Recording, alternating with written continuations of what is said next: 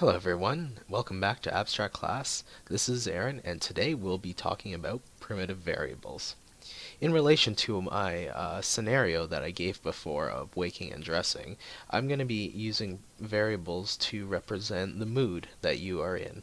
So to start off, it's good to think about primitive variables much like math variables, where you solve for x in a triangle or in an algebraic equation.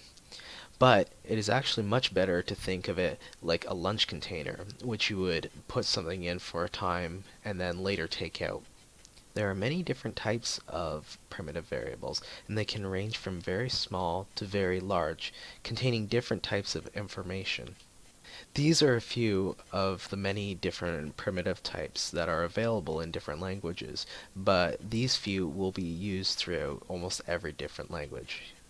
The first type to talk about would be the bit, and this represents a 1 or a 0, and usually is used for on or off, or true or false.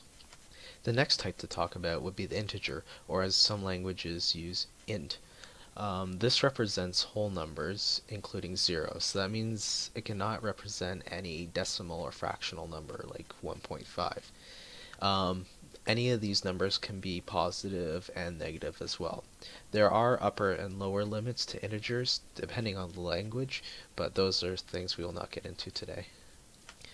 Next, we have doubles and floats. These represent decimal numbers, such as 1.5. They can also be positive and negative, and again, there is also an upper and lower limit. The largest difference between these two is the precision that they offer.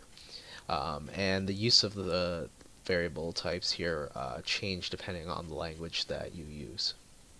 Next up is the char or character variable type. In the background, this is actually a number, but for simplicity's sake, we'll refer to it as an alphanumeric value. So you can use a single character, and that can represent anything like A to Z, uh, grammatical, so exclamation mark, or even numbers, 5, but in a textual sense.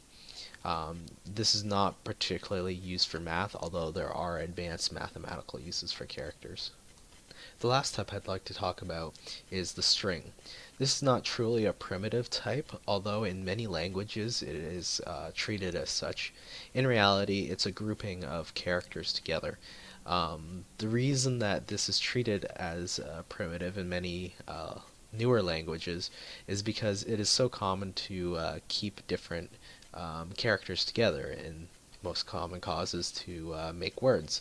So you'll find this in most languages, such as Java or C Sharp, that there are actually string types to work with. These primitive types are the building blocks of all of programming and are required to make more sophisticated objects.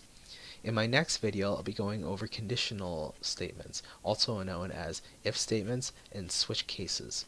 I hope you found this video interesting, and I'll see you next time. Thank you.